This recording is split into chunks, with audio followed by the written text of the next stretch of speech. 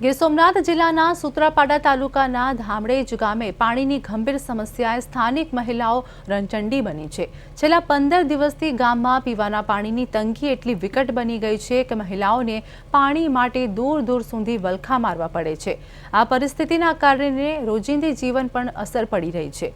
ગામ લોકો દ્વારા વારંવાર સ્થાનિક તંત્રની આ સમસ્યા અંગે રજૂઆતો કરવામાં આવી હોવા છતાં હજુ સુધી કોઈ નક્કર ઉકેલ આવ્યો નથી, જેના પરિણામે આજે રોષે ભરાયેલી મહિલાઓએ તંત્ર સામે મોરચો માંડ્યો છે અને આંદોલન શરૂ કર્યું છે। તેઓ તાત્કાલિક ધોરણે ગામમાં પીવાના પાણીની યોગ્ય વ્યવસ્થા કરવાની ઉગ્ર માંગ કરી રહ્યા છે।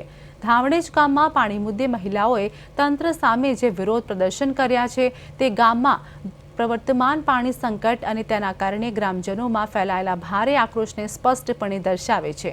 પાણી જેવી પ્રાથમિક જરૂરિયાત માટે પણ આમ જનતાને આંદોલન કરવું પડે તેવી સ્થિતિ ખરેખર ચિંતાનો વિષય છે અને તંત્રની નિષ્ક્રિયતા પર સવાલો ઊભા કરે છે।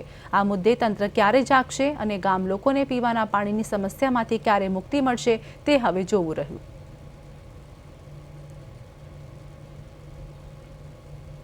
અમારા ગામમાં સવા મહિનો થયો પાણી બિલકુલ બી નથી। અમારે ક્યાં ભરવા જાવું પાણી? 20 માણસ